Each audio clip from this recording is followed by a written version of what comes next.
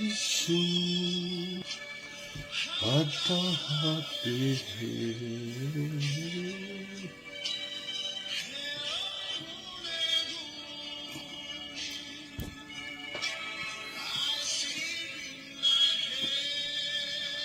Monua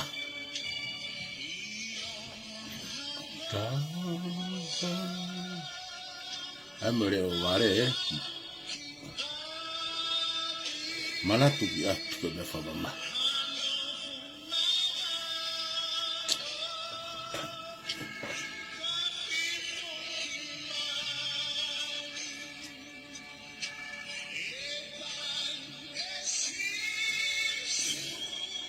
Ma adi ki fo hiwa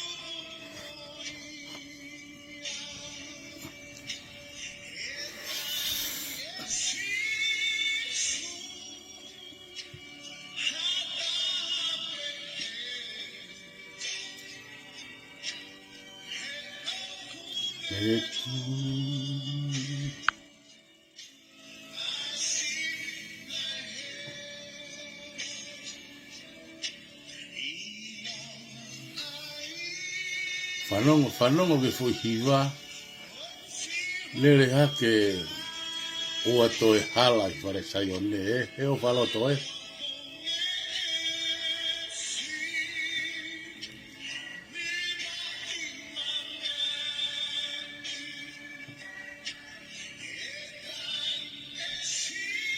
Tari e si suhataha pe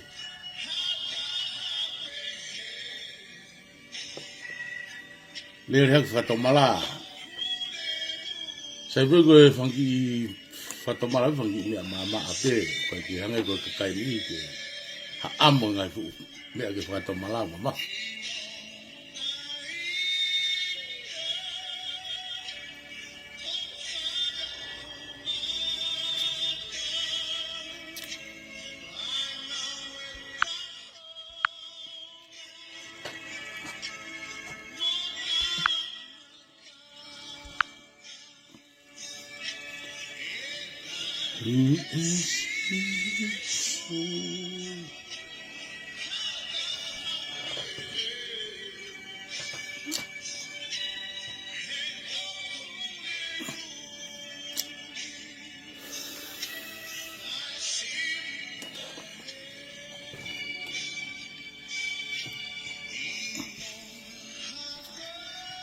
Se uma veto ki po kalama dolo mo fuhiwa ko ni ko ia ku ke loto fefeka mo tau fehia mo Steinbeck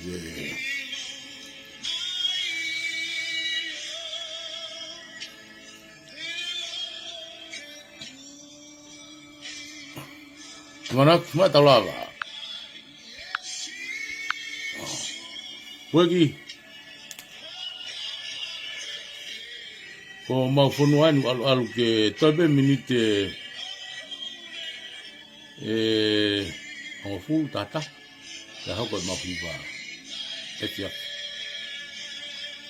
ka goini ui mai ke kume whangasipi ko ke take ki saione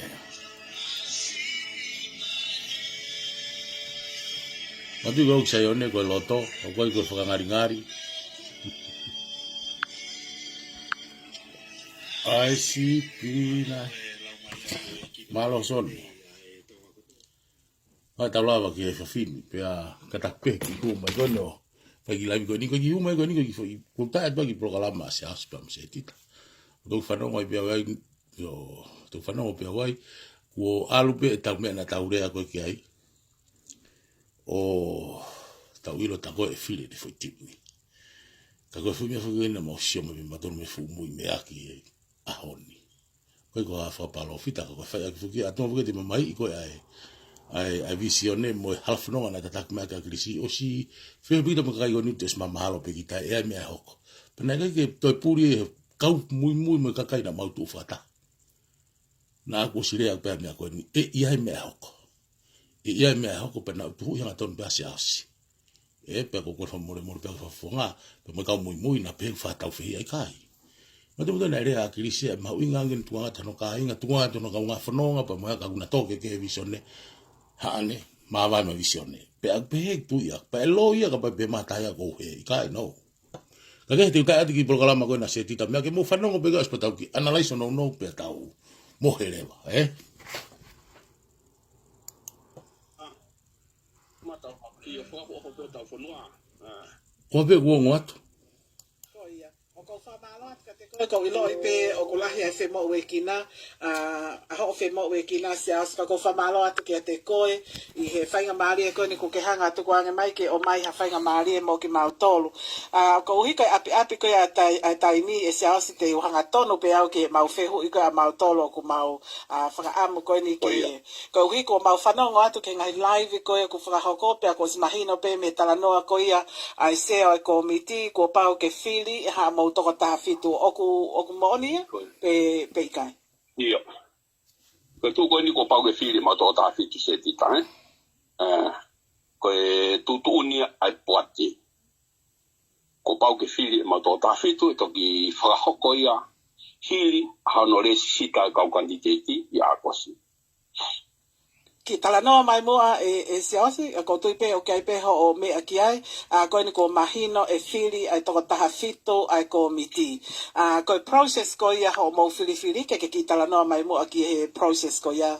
atak na fai fo ki se ti ta finga ke mau nga o fa ta pe mo ko ti me ke mau finga pe ko ti ta ke fa fo nga I patoa pe na fai finga pe kai lava to tu yo ku osmahino pe ke kai ko to ai tu ni ko ai fa kau se a ili nga ai fa ta fa mu ta pe na fa ka ko mai ke poate to ko nga ye si a poate ke fili leva e poate ia anau tim to ta fit pe ko process ko ia hange pe ko me na as fai no talanga ki mu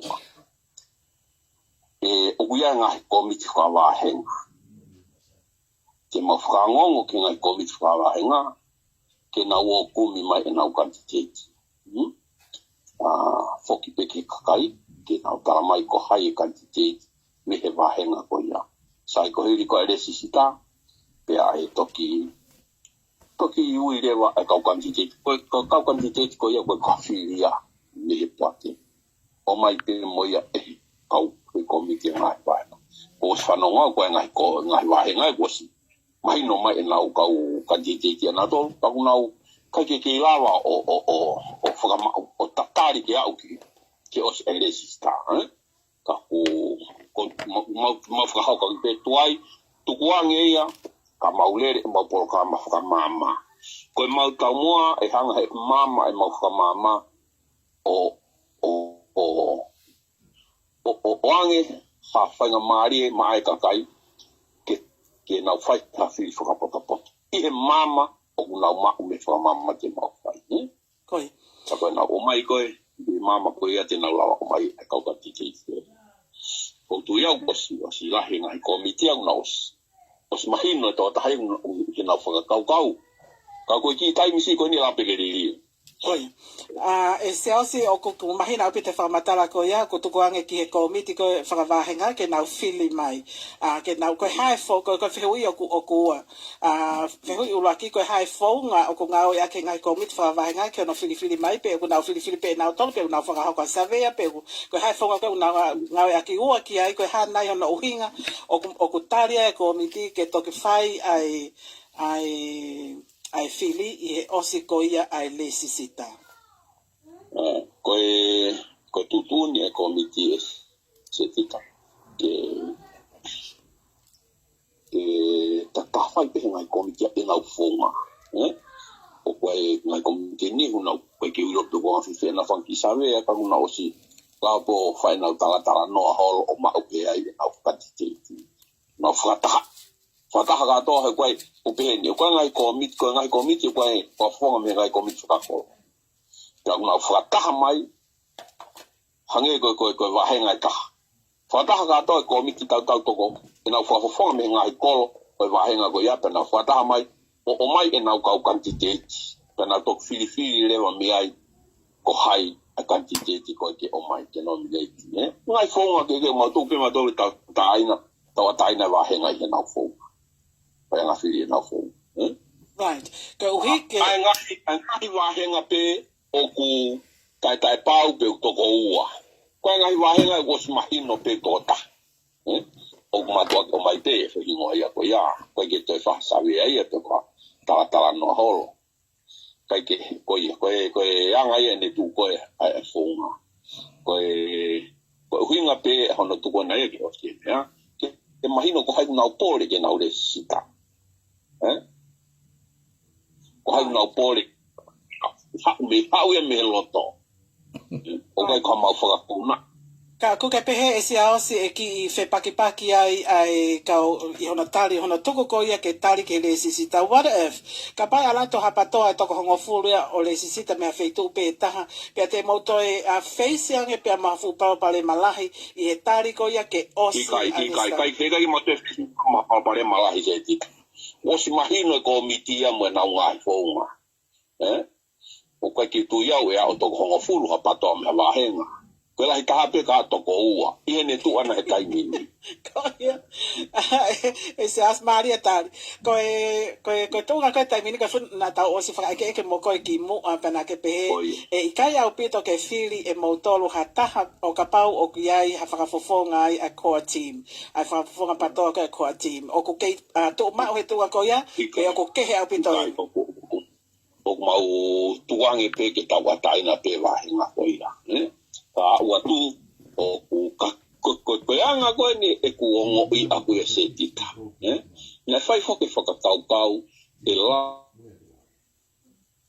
team e la to fa anga e ka quantity ni e ke fa pa ke na to ko fa nga o a to ko fa la ke ka kai ka kumahino mai he timing se ti ta ko pe ke fafio mena to le ke viso ne ko ni ki he anga e mau tu i isi ne ha kwa ka no ke ngari e stili ha ka kai fo o yese ka e ka kumahino pe ni a o ki ai ko ha loto wa tenga ko ya ka ko sa mai e ni pa mai tai ni hang e wa ta kai fo o ye as mai ni ngai ba pi bien ni me ko ia ko kai te roto le fai mo ki ai hange ko lau o ma o ko na mau ki ta afio le mau ta kai lo ko ni ke ore wa hono o ha ke nga polo ka ma fa mama hang foi fa mama ko ia o angi ke kakai tonu ke na hawhiri o mako ingangi mato ke angi ai lahi taha information o angi kakai ke maka Mukata pepe na mea. Tu peke kilere ke mi os. Ki moto mai e se o ho framatala se o se ka pa ki. Ka fa nge wa o dia se jita ku ka kai fo o. Ta ko ni o ko anga ya ngawe. Kata ke pe ki moto mai ka se fa mole pe ka pa to on mai pe se o si o ko ki mari au pito nga framatala ko ia ko mai se o se he ka fini ka pa ka ha mo fe hui please ring up he kai te ta mai ko hi ko to nga ma ke se o si ai messenger ka pa ka fe hui pa ke to hi mai pe i he tau pe si ko hi ke u hanga o e ke ia ki he ke whafofonga, ka o mari au pita ngai whakakau to ton peke ngai mea lahi ke whai ke tala noa. Sa se malo?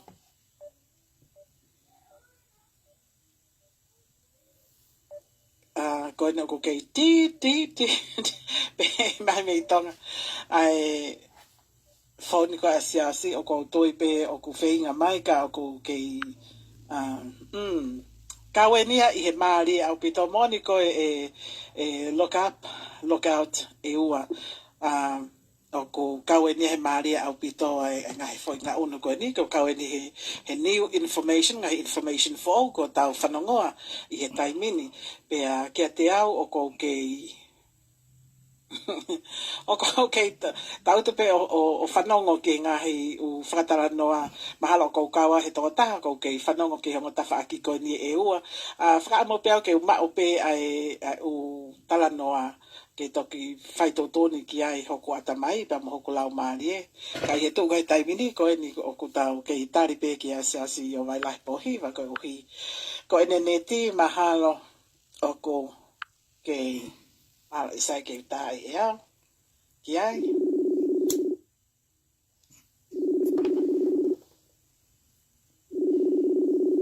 come on say pick it up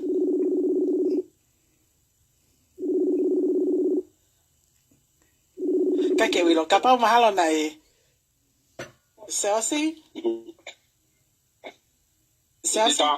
malo Selsi ka pa ko ke lava o io ko ya hokat pe mo Selsi o whakatala noa ka ki hanga pe o ate ki fehu ko ia ko whakatala noa ko kune whakahoko ka ui hanga information for all au pito ke mau whanongo Selsi ka koe tu koe taimini ka pa alatu ia hokat Selsi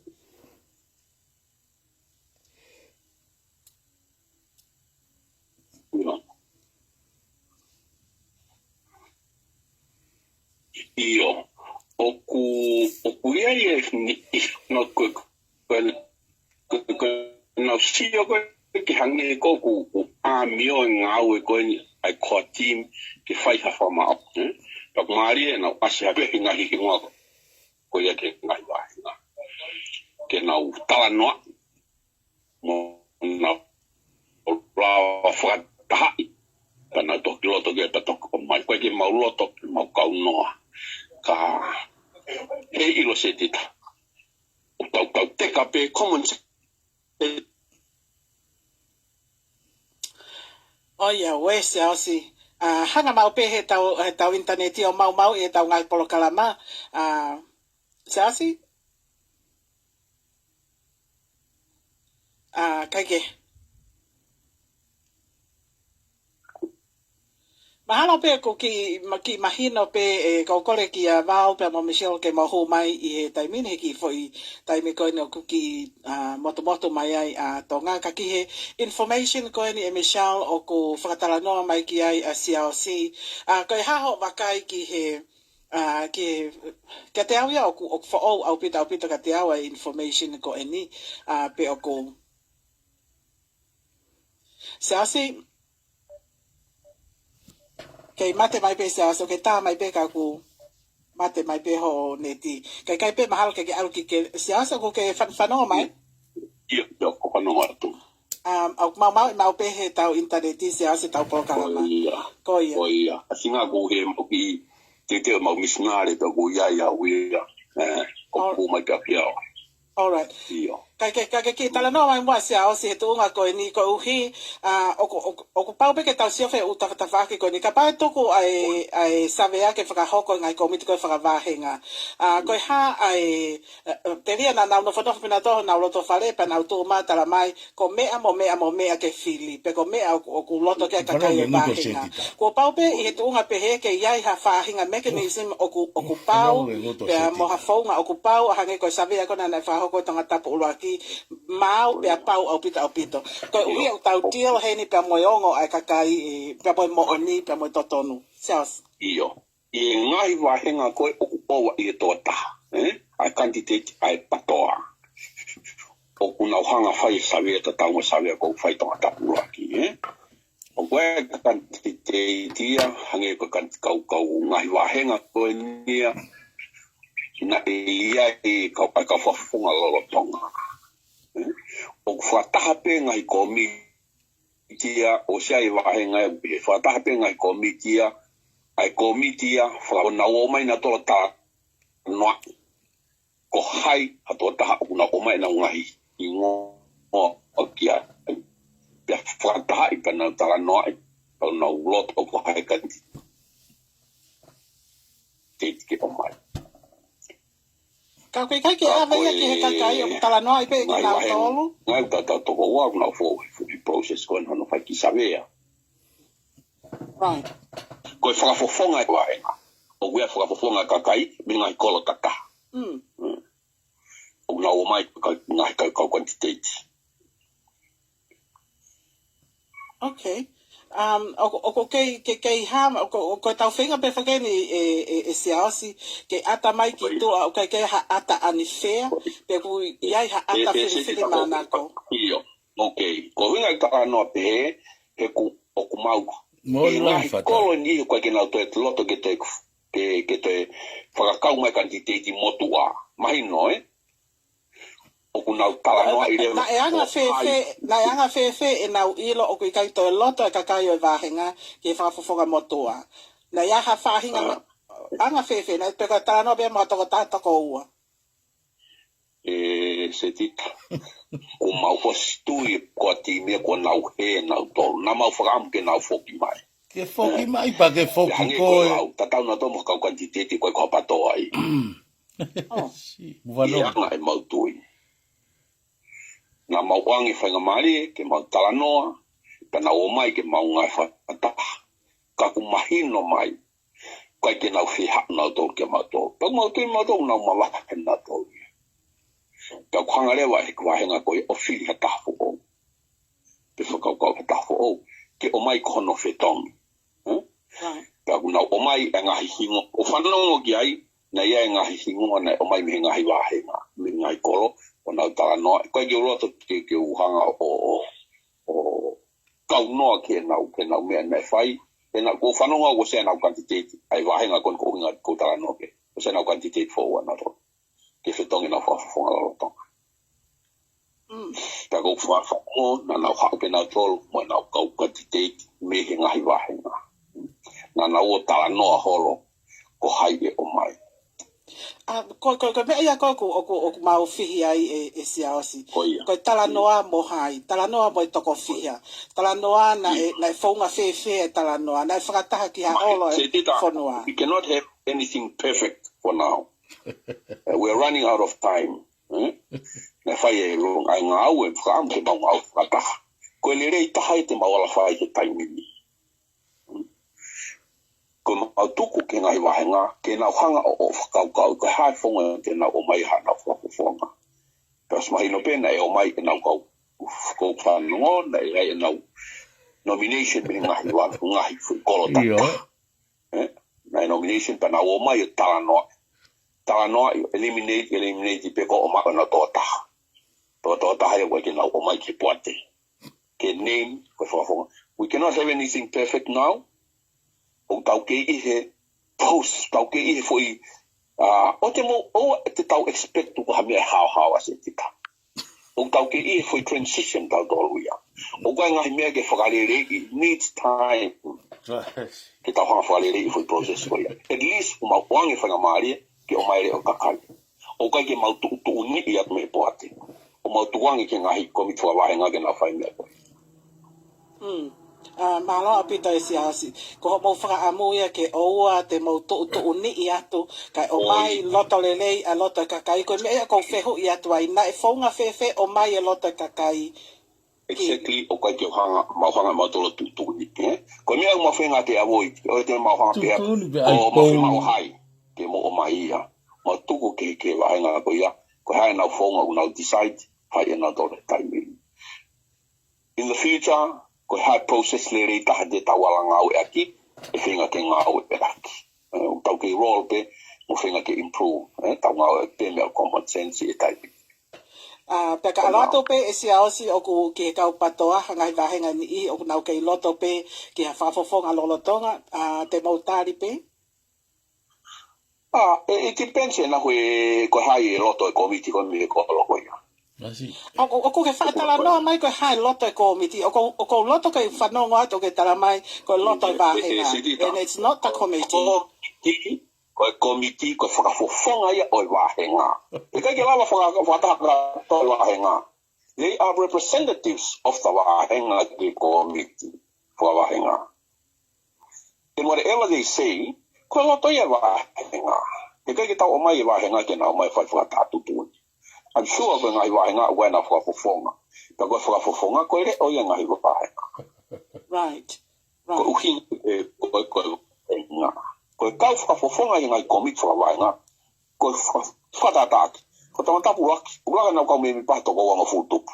Koe kau whakafofonga i me fwoi kola tataha o tangatapu laki. And they are in the committee representing the people of tangatapu laki. Waenga ngofuluku kawa asiata masima. Mahina siasi ai foi Koe ke magena ke tau ia whakataka lahenga ke na o mai o whai mea koe ia. Koe uhinga whakatala noa pe atu ke oa nato iaha palopalema. Ane onga mahalo pe iaha palopalema ka ku kahange ka te au e iai pe ha palopalema ia magatu unga i he whaunga koe na ku whai ake ngā ue. Ka ku ke tala mai o ku ikai ke perfect. O kai tau hawa. Oia whatai. At least o ka whai tau le i taha. Genuine pe whakakau kau ko le hai te tau alama o ke taimini. In the future, e tau process o ku te lere yange. Kau hui o nā ke tala mai ke miniti pe tolo noa kau toi pe aho o miniti e ono e siausi hanga moa mai hanga himea nai hoko i he weekendi haha o ngoi ke whakataha ko tonga tapo wha whakataha tonga tapo fitu ane po mau wakai atu pe i ngahi laivi ko ia ane po ke toko lahi ko ia tonga tapo fitu e siausi pia whange ka te au building momentum ai ngā unu ko ia ai komite kakai e siausi It makes sense, tika. Ngoi pe kakai he mama kuna uma o komite kakai ko e toton te pure. Ko e kakai o pure. Ko roto ni formaina me ko ni. O prevo ni I ko fonga ku pure ko filia e kakai. Se tika ko filia e kakai ke na fonga ina to ki fare area. Nei kai ke whiri e kakai ke nā maa pūre mai ki he kakai. Ko mea ko loto ke whakamahino, Ki ke tō e whakakaukau koe kau whakafofonga ko kina tolu pūre ki he kakai. No. Ko nā tōru e nei whiri e kakai ke nā ua whakafofonga i whare area. They have no power ke nā umai nā tolu pūre e kakai. Ko e kakai pe te nā pūre. Ko nā tōre te nā pūre ke kau whakafofonga. Ke ko kina, make sense pe ya. Ka pau o kulahi. It's building momentum he kai mite tita. Koe reiti ko alage o tala noa e kakai. Nau whanau he ngahi polo kalama. Tau lawa ke nau tala na tolu mea tonu mo mea kou mooni mo mea kou o genuine e whakakaukau. Toko ngai e programa wene whai matapula ki mea tatau. Toko lahi. Toko mo weke tala noa aia. So toi o hiki tōpe. Ai māwangi ngāui ai komiti, koe kamea ke tau tai toka ai kakai, ka tau atu ka whitu, tau te lere ai holoko ia, ai whotutu e tō kalama. Ta ko mea ko whiwhia hana tuwangi ke kakai se te, tai konga kakai e whai ngāue. Ko nau tōle ku nau te holoko nau orange mea kātoa, ko tai mea pūrea kakai, ko ngai kakai ku hatu nau mawhai. They organize. E una ui ngai whataha. Ko whataha koe ne te hoko koe tonga tapu whitu, mea ta tau pe. Tako feedback ni ai, feedback le rei au pito. Nau pia kau he polo kalama, whakamama, whakafukufa au pito. Mahino, pia mahino au pito ngai matu unga e kumawahi. Anyway, o lawa ke tau talai, ai pick up a momentum, ai kakai, e nau tui, mo e nau mui, ke poate koe ne kakai. Aki aia, o uhinga maari, it makes sense beia. E waha mea ia, o uhinga maari, e ahi pe kia e kakai. Koe tuai pe e nea, au atu ana kia, na au bolu. Ne tala loto,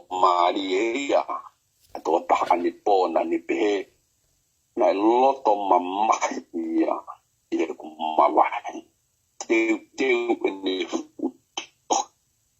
ke o mai ki a ne whanau o guai ku ngai polokalama pene peke tuwe tohika ki whanau o ala pe si polokalama ku mawina maari ia ki ai uhinga ko tau mua e whakama se tita ko ki matolo tato mo tu me ka matolo mo me ka matolo o mo ni matolo.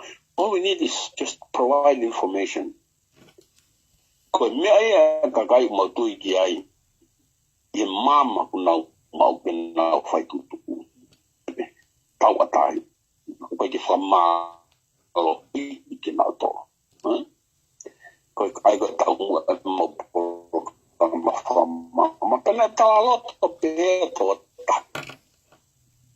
ai ali po kai ke Malo a pe to. ai Ko pe ia. ko to tonu pe ke pe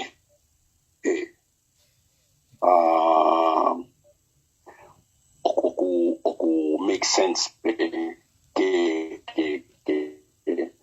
muy Ko ia. Se as whamole mole pe he koa ni ko. O fo kovi a pita pe a ni ti e se aosi e. poate e kakani Ko ia. Whamole mole pe se aosi ko ta taimi e na ko. Ko ia ko si osi pe a e taimi ko se aosi. Ai ke he. Se aosi o vai la La vai tau ki tio ke programa ko ni weekend pe. Ta ku toma be ke ta ia ke mo whanong pa mo tu kana lai so pe mo tolu. Tu kana lai so pe mo tolu ai whipotana naka se tita pa mo se asi. Ava de mo hanga o fok fi o mo manatu ke taimi na mau. Lai vi mai mo mai no ku o hua se asi ki tua. Te mo habe mo to o mai noi. Ko fu palani ni ia. Ma mo te mo ko ta to fa ni fkaine ana ke hukitua. Me ko timi. Pe hu fa muy ki tua pa ne osile ai. Ika pito foki. Ai ko ni tamana ke fusima a semisika. Ko ata muy mai o semisika. Pe na o mena to fata me komiti ko na fili. Aki komiti ko ni na ki savea, na ki o ia fa mama pe fili mai me muy riku ko ha hi fo, muy riku ko ha ke. Pe aska pe o kitahi. O fili whakalelei mai foi komiti ko ni. Mabate mo whatonga i foi komiti ko ni, o foi komiti ko ni ko tano ka siasi. O kuei e wahenga o kawa siaka maasi mai komiti ko. Ko me ko kakai ko toa pia ko ni ko ki komiti ko ni, kakai pia po ka siasi. E pe una hore na tolo tu, mabate mo whatonga e ke me ko talanoa fai siasi. E kehe ma o pene talanoa. Na e talanoa lere mai tau fai whanonga mai ko he mai no kuhuki toa. Nei kai peke ne te e hange ku hatoa ta foi polo fisiki ai ha pet kai pe fili ha de timi. Kalo mama pa koeni ku asi mai rewa he ne programa ko pa musetita. Wo pau ke fili foi to ka fito. Ko de mohanga o fatonga I falere ene nganga e holo nganga un holo koeni. Na e kawa a vei wo sa I he na finga I mai ki ha ke sia si mo me. Pea mahino peko ngaya ke e wo sahano ata mai lere I pa ke hau. Ta foka greba tu fine o siasi I he pesiko e kolope fahia wo sa o hake ngai utono no a wo sa te ke I ature a fifita I ka hifo o tala ko e nau kanite whawhetongia. Te ke a dewa pa koe tau ami o koe ni osina e osi whakamohe pe e fili a fifita I ka hifo e siasi kimo au tigei whaifo irea koe ni. E fili ene foi toko tafitu. O pe ka pau te tau whatonga I whaere, ka pana e mahu inga ia se au si he, ke tawini. Tene kukuta ene nge whanki asenita, ka nofo he koa timi, ke whakama opo ke o te tau koe wālau ka tau whangatape ke fili, pe tau whangatape ki he teke mai koni whai koe e ngo pesi koni Amerika, whawhipaki mai ke koa timi. Kana e maha uingang mo malo hiang e teke o whai piwe ni pa motu iwata. He koe gurea koni, ko gurea ke mea nau ilo pau. Na whai are koni o tika ke hua se asi a fili whare are. Pea na e os whai whetoi aki a cheki lumu, na u wha apousi ake pe. Whetoi aki a piwe ni si aosi, pea mo tu iwata, o ko foi toi ko a piwe ni ka tu iwata tui. Denga ke tu ai patoa ke mate. Tu to ngai ho siana na tu ia ka moare. Mo sia ki ai. Pe mau ko vare pe ke tui ke tala no ko ni fa isiasi. Ulaki he ko palan ka vana tu pe ia ke ha u pe ka pa al hu ki tu ka na ki firma ia ke ho ko sea. E sai pe ia. Male ori pe te tau me ape. Ka ko mahino ko ka ke te au na e fu hanguri a puto pe asiasi e teke fa e tu i pa mo piveni.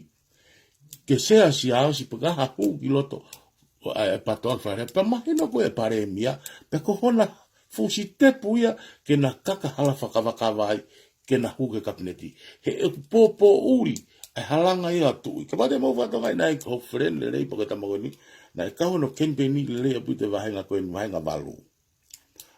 Simis whakahau. Koe na tāto se auske mo piwe ni mo mea ke hau ke nau pōtanga noa. Ma nau ngā whakotu uang ke kempeni e masi. Ka ki olawa ai ato no hingoa. Ke wahenga walu e. Tanga he tangata kia, sike mama koe e tōtaka koe ni, tanga e tōtaka koe ni. Whewhe ke tau whanonga aki pē eni. Ke tau fo i toko hiwa koe ni, tika ke maino koa vuna. Ka tau toki sio he wafta, he wafe wanima, he whiri koe.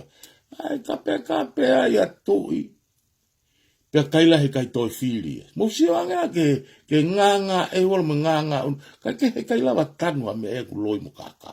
He ko tae ngari ia sas ke ta maako. Tama kum poto whiunga kene whakaukau i pe ia, ki whare area. Ka ko lato a haka kai ke o whakakouna ia, pe hange koe whakatala noa koe a matenta po luelu he mau pe nolo. O kune o whina se asi ulaki, tena e tupua ke kerekere mo ui mo kerekere le lei. Ka koe ngai presa koe me ka whaaki, ke he haini whonga. E ke he ene tala noa he tau nau tala noa takolahi ai. Ai koe tala noa ke se asi, o no loto lau maare moni. Ko ne hupe ki tua hao e ma mea keha pompong. Pea koe ni aku asi he taini mi. Mahalo uongo whakaori ko mo whanongo. Pea mo pe, nei kai ki hao atu tuf holo pe me Facebook a mea koe ni koutara no aki. Na aku wheo hia mo kau tama koe ni mata ke mata whesi o whaki kai whakata. Tai milahi pea alu ki tonga mau peo yolo o mau pōtala noa. Kana a taimina nau tala noa o heme i whakaukau na ke ure au. Kana aku o si ilo pia e au. Pako kurea koe ni, a whioifo e toko lahi o kau ngā popo pālo pika se tita mea na au whaarea pia e au. E iai e taimi te taua e katuunga. O hange koe honi. Koe mea ia na wanga whahiki e mau popo tala noa. Mahalo ka pa hange koe lau, o koe ke te lotu, koe ke te otua mea, ka futotu ape mo malohi e te poupou, mo lau tau ha mea na te poupou mo mamahi. Te wheohi pe moha taha e ai pe te whaingaongo. La aku wheo i ka piwen i apini, i lale wharekate u teo ke mau o, os mahina ku whaina whewheo i e ua ki ai. Pe e whiri whare area pa hane rea pau popo atu ke whiri. Pe nau e ke ankai, whewheo anga seo katui, pane pepe mai re vai. Pane pepe, aia koe ne hange ko o kume. Kai ke, talanoa re vau mo sias, he fo i vitio, tukua ki e sias a tui. Ko tangata hoko ai parapare ma. Osi koe alat huia ki tua. Me koa timi, asia i vai ni, pe mo tui, pe mo rerei, he apu koe na foha ko o vailahi. Nau whata. Usi wake. Ke pepe holo koe ai ngata, o whinga ai holo ke lava ki i koe ai patoa, pe osi koe pe haurewa rea pa purika mai, pa whinga rewa ke whaaringa rerei. Tio tātanga tonu ka mau tolu, koe ka tangata to tonu e nia, koe ka tangata to tonu ni whafonga ai patoa, me vai ngau laki. He whaingo fua pe kuhange pe harimu tu he au. He kina ane osi whai pe ia whinga kimua, ke mau tuiang ki ai. Pe koe ne foi hu mata ni wen na whainga se tita mo mea, he tau ni pe. Whaka fuki whape foi tawoki a se tita mo mea. O mahanga rewa whiri. Ka nau unu rewa na tolu ke kolopena e ta aki mai ki nau tolu ai hangeha. Pea mau tu whakataha mo nau tolu. Kua ngalo rewa ngai lereia koe na mafura rewa na tolu alu ke. Ke ta kai koe na ta aki ho tau maha ki tena mu. o tala ho nau tapu mo ki nau tolo ho nau ha o la la mo ha ui kai ke nau te mana tu i ki nau tolo mea ko ia na o mere mana tolo lau mai ka wai mo tu ko ni ka hiri ka ko to ki re atu pe aku ke nau tolo i nau re mai ka tau fok ta tolo ka sias ke fu ma o inga video ke ta hanga o free fa to pau mo mama hi tau visione pe tau mama hi ke whakahoko gata lerei te tau whiri ki whare area ke na o na ma e loto lai ma e mo i whi lau lau ke o whakakato e visione i whare area popo e se asia lerei ka mo sio ke whakatu tamaki koni tangata takai holo e mo lerei ngai u kengpeni pe mo lo tia ke tamono ko whea koe na i wahenga wha o whakai ai ke whiri mo sio ke whakatu tamaki tangata os ko pepe holo pe mo fita i kai ko ha na tau keige na o nga o e visione ko akirisi na ka ke pai tavare ke mafuri ka pe futa maia o na mari ngutu pe ha mo ha pe os ko pe na pe ha ko fofonga na ha akirisi malanga e visione pe ne fili ha kakai te na tu ta tau ke na o mo ya ave me aki fale ale ka fa ka pesa o popo ai ka fifita ai ka ifo te ke tau sio tau tol o kui ai ane ki tau kei pe ka ko ka pa at ke nga lau mai ai visione mo nga fa o inga ko tu mama nge mahala ki leka ene i loki ai pa tau pe ki ale rei uf tau le ha a kriski en ke sio tau ale rei kana inu silan pe ale rei ke tau le ha a kriski en hala ata pe ki asale rei toki te kei haka pe tirila mo mea hua rere. Popo re vai e sias ke alo teke visione. Ke o whahaki ko fō, mua tau fō, mua whamoa fō i whare area. Ka ke ku ki moutoki hanga ana laiso le rei atu pe mea koe na. Potano a se tita mo mea. Ka koe ku ki konga na e ku ala na ana laiso atu ena. Ku o atu. Ai mea kona. Ko mea koni na spalani be sias ke tau. Ko loko ia. O piwen motu i ke tau ka mea. Kawai tu whine kana siasi. Kawai tu whine siasi. Pea mea ngo pesko ni Amerika. Kolopolopa mo kolope. Ko nau te ke. Pea ku iai atui. Pea iai mo piwen hi ngo pesko ni. Pea ku mousio be. Ke hela hi me visione. Ko tala rewa e ko koa timi o kwe. Pea o ia mone ki komiti na whatafa mui. O loto ke hawa mis. Foki ma mis ha mis ki e. Ko ki komiti kani na tok whiwhiri holo pe he whai kawa. Te ke o savea ke mahataha me wawa mo haifua. Ke whalala anga. Pa tau poupou kai. Ke whalala au ke hisimwe. Na i whea a whata a haikoa na e tangata kopsea. Hala ke tau sio ta tolu haki poupou e taha ke patoa. Pea tuha ke rewa ke whakasike sea. Pa mo whakau. Ka motu ka na laisot. Kau alke he ko ki mo ua. Ko ia pe malo.